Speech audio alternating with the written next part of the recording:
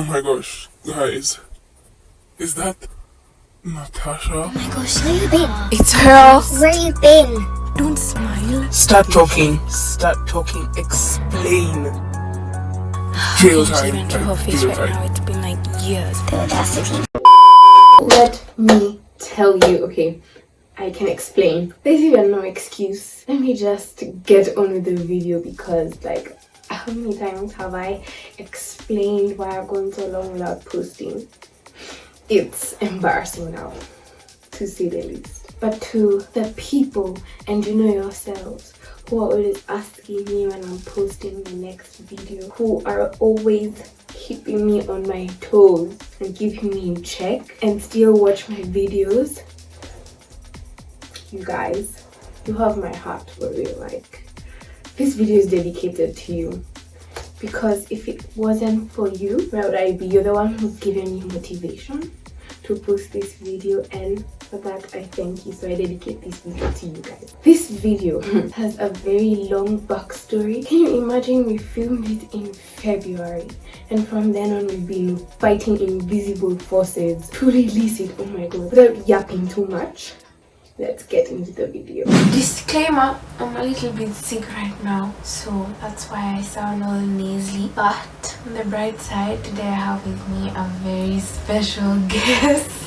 First feature on my channel. No, I'll let her say her name, but she's beautiful and smart. She has her own platform, an Instagram platform where she talks about self-love and a lot of self-empowerment videos, and I just thought it would be a good idea to invite her on here so that we can talk about some of that today with each other. So without further ado, coming up here. Hello, hi, I'm Sanya. My Instagram is Sanya Debs. I am glad to be here, and I have been looking forward to this for a minute. What is one fun fact about you that I don't even know? But if I say it, it won't be like a fun little secret that keeps in my streams, you know. Girl. Okay, fun fact. I think you probably know this, but I like to run, like for the fun of it. Also, in my free time, I dance a lot of songs. Like, What? Yeah. Where? Like for alone. fun? Yeah, Or just in at like home. a class? Oh no, with for fun. someone? Can you dance for us? No. Please, No. come on, No. like, just okay, like Another time. Another time. Just visualize that. Yeah. But yeah. Leave me hanging. Oh my god. But yeah, that's about it. Oh, about my platform, it's called PS I Love You, and I started it because I like giving out the excessive love I have in my heart, and it's good to experience all the things that human beings go through and sharing it. So yeah, I think that's why I do it. Yeah. I'll tell you what the video is about. So I asked her, and I also made a bunch of questions for us to ask each other. What's the theme of the question? Deep. Deep, intimate. Ew, I don't like the word intimate. But it's so wholesome. It's an intimate Q&A. Yeah. It's like, you know, when you're journaling and then you have journal prompts. Oh yeah, it's exactly like that. But in speaking form. So what are your friendship deal breakers? The type of people who they can't have a heart to heart. Like, they would ask you something about themselves, yeah, maybe advice or something, then you give them, and they won't really care about your point of view in the scenario. For instance, I have a friendship that ended because she was dating someone and she had beef with her mom about the guy. The mom was, you know, getting pissed and fed up because she was, I don't know, missing school, going to his place too many times, and she talked to me about it. So as your friend, you shouldn't always, like, I mean, of course I'm always rooting for you, but in some scenarios you should accept when I'm telling you what I think you need to hear and not what you want to hear. So I happened to agree with her mom in that scenario, and she got pissed. She's like, "You're supposed to be my friend. Why are you choosing my mom's side? You're supposed to go with what I think is right. What kind of friend are you?" I'm like, I hear what you're saying, but I just don't think it's the right thing to do. And she was deciding stuff because she was angry. So yeah, I told her that. She got mad. She cut me off. For a while, I just prayed for her and hoped for the best. But I also didn't feel like it was a friendship I wanted to restore. So it wasn't a big loss. I just felt bad that she thought friends are supposed to always side with you. Any friend who doesn't tell you the truth is a fake friend. Absolutely. You know, there are friends who will tell you the good things about you, and there are those who will just not have any opinion. Like, you could be derailing your life, you're drinking every day, and they won't have anything to say about it. That's not a good friend. That's an enemy of progress. Also, when I was in high school, I used to see some friends who, they were besties, but they would somehow be closer and prosper more when one of them was struggling with something. But when everything is fine with both of them, they weren't as close. So there are those friends who, it's like they feel it's their time to shine when you're down. Which is not even right. Like, we're supposed to be happy and, you know, smiling and celebrating things together, and not for me to wait for you to be down so that I can be your knight and shining down all the time. Yeah. Is there a particular book or movie that has profoundly influenced your worldview? I'll talk about the last book I read. It was called Redeeming Love. It was about a prostitute who was redeemed with the love of Jesus through a man. That's actually beautiful. I like transformational things like that. It changed my perspective on how love is supposed to be. Love is patient, love is kind, love is all those things in that verse. But like, it just embodied that verse, and it like changed my perspective and helped me to stop accepting breadcrumbs and accepting things that are not love. What do you think is your attachment style? I gotta admit, I don't know much about attachment styles.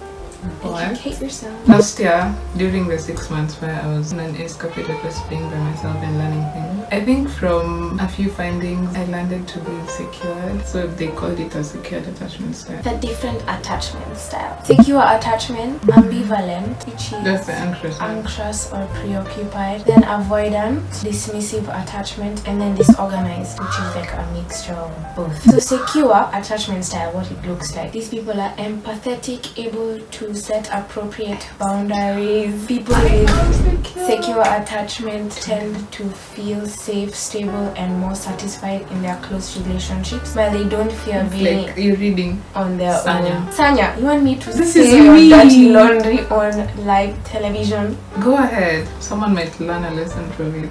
While they don't fear being on their own, they usually thrive in close, meaningful relationships. Ambivalent or anxious, preoccupied attachment style. People with ambivalent attachment style tend to be overly needy. Why you look at me? As the label suggests, people with this attachment style are often anxious and uncertain, lacking in self-esteem. They crave emotional intimacy but worry that others don't want to be with them. That's not you. Girl, not at all. that's I not would never worry about people not being with me. If anything, I thrive. So avoidant, dismissive attachment style. Instead of craving intimacy, they are so wary of closeness, they try to avoid emotional connection with others. They'd rather not rely on others or have others rely on them. I feel like those are the people who feel they'd be a burden. Like, you're better off without me. Someone, no, girl, are you serious? Need jokes. No. Do you know, this is a fact actually. Anytime someone says I'm joking, it's just something that has some truth to them and they're trying to retrieve it because your reaction had an impact. So, see joke, that's what you think of me. The disorganized, disoriented attachment style. It's referred to as fearful avoidant attachment, which stems from an intense fear, often as a result of childhood trauma, neglect, or abuse. Adults with this style of insecure attachment tend to feel they don't deserve love or closeness in a relationship. So from all those descriptions, which one do you think you are? I stand insecure. It literally describes who I am or who I think I am, period. What do you think I am? I think you're partly secured. You have a little bit of avoidance, and when you're down, rock bottom down, you have the anxious. So you have all three. Anyway, But you whatever. always try to be on the secure side. Is there anything on your mind that you would like to share, like right this moment? I just feel confused. Like, this 2024 era is just coming with a lot of new weird things that I'm just like, I'm learning a lot about myself that I never even knew existed or was there to learn. I'm learning a lot about other people. People are not inherently bad because they've done something wrong to you. People will make mistakes and they deserve, okay, not even about deserving, like, we're all human beings, we are flawed. I should extend grace to other people. people, and other people should extend grace to me, and I should not just automatically dismiss them or label them as a bad person. Because imagine how many times you make mistakes. Exactly. Like when you think other people are perfect as well. I used to believe that people should just show up to me perfectly. They're not allowed to make mistakes. But then me, I go out there and make a bajillion mistakes. So I'm like, if I'm a human being and they're a human being and I would like to be forgiven, they also deserve that. That's so different from someone who's just being a jerk and like being mean to you, who doesn't care about your feelings and whatever. And there are those who are just like that. Those ones stay away from them. Unprovoked. But if someone is genuine and they like you, they love you, they care for you, whenever they make a mistake, they own up, they say sorry, and you're able to communicate with them, and vice versa.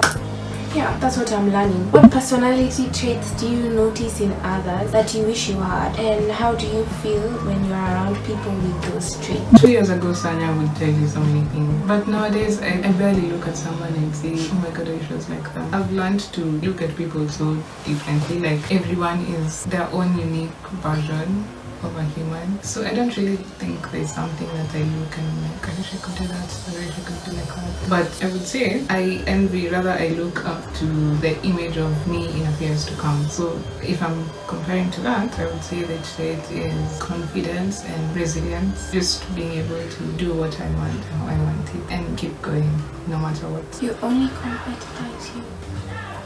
And don't compare yourself. If you're always telling yourself, oh, I wish I had Natasha's face, I wish I had Natasha's boyfriend, don't do that, because you'll always wish for what people have and you'll never appreciate what you have. But once you start embracing the attitude of gratitude, if you embrace that every time, you'll always be grateful for what you have and who you are, and you'll be seeing other people with whatever traits they have just as good things. It's a good perspective. I think I said this in my previous video. Comparison kills happiness. If you could have one superpower, what would it be? Easy teleportation. Really? Easy. You know how many times I get late? Oh my gosh. You know how many times I've been in a matatu or whatever means of transport and I'm just sitting there. I'm like an hour late and I'm like, guy, if I could just teleport to where I'm going. But it's just because you take too much time getting ready. What about you? I think my superpower would be healing. Not healing like I want to be Jesus Christ, God no. But if I could do anything to help people, I would do that. Yours is more wholesome. Mine is selfish. Well, if you could go back in time and change an event in your life, which one would it be? you know I'm a firm believer of everything happens for a reason, so I'm not sure I would exactly change something. But I would say I would change how I felt about myself in high school. Like every time I look back, I just know I wasn't me and I didn't like me so much. I would say I was a people pleaser, except the whole time in high school, in people's eyes, I was the one who people tried to please, and also comparing myself to everyone else. I would just change how I felt and I'd be nicer to that version of me. But because of that, I am this, so that's good. You, what would you change? I can't say this on TV. I don't know why, but I think I know what you Yeah. would change. Wait, what did I change? Yeah, you have to have two things. Exactly. Tell me. Bro. That one? Anyone who knows how to invent time machines, like, please. And erase memories. Yeah. Or erase or hypnotize Oh, people. God. Like, the mystery. I know you guys are at the edge of your seat. If you talk to me nicely, let me be the one of those YouTubers. Let's say if this video reaches 25k views, I'll tell you that story. It's a juicy story. Oh yeah, we'll even Just make a tell whole your video friends. about it. How would you define your spirituality? Before I answer, when someone says they're religious, it just means they go to church, right? And when it's the You do opposite. religious things. Like for example, if in your religion you wear certain clothing, Ah, or okay, now I get it. you don't eat certain foods, or you pray on certain days or at certain times, pray certain prayers using certain tools, stuff like that. I'm still on the path of learning about my faith and God and creating a relationship with Him. I have a relationship with Him, but I'm always trying to better it every day. Which God? My God. Heavenly Father. What do you mean which good? But yeah, so I'm just always trying to have a good rapport with him. Speak to him the way I would speak to a friend, you know, telling him if something is wrong or telling him about something exciting or something that's killing me inside and I can't do anything. So I just, you know, talk to him about it. And initially it was a struggle because I didn't know how people did it. But nowadays it's easy. I can, you know, just sit in my room and start chatting with him. And I'm getting fond of reading the Bible to learn things, not because you're supposed to read the Bible every day, but because I want to, you know, see the different perspectives of these people who are saved by our Savior. Yeah, long story short, I'm on a good spiritual journey, doing what I think is right for me. But you all should talk to him often. It's wholesome. It's wholesome. Stop Nakamau. Sometimes people do crazy things because they're having problems or something is happening. But if you just turn to him and surrender and just let him take control for that moment, you will see what you're talking about. What's one thing that you always hear or see people talk about a lot and you've always wanted to try but you never have? Botox. You're serious?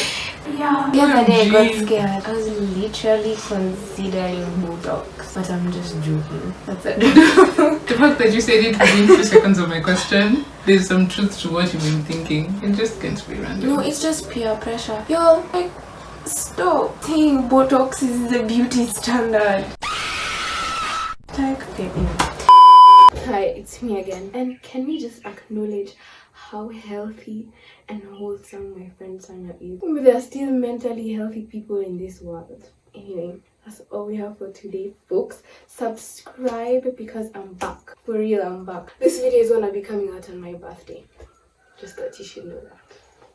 Anyway, bye guys.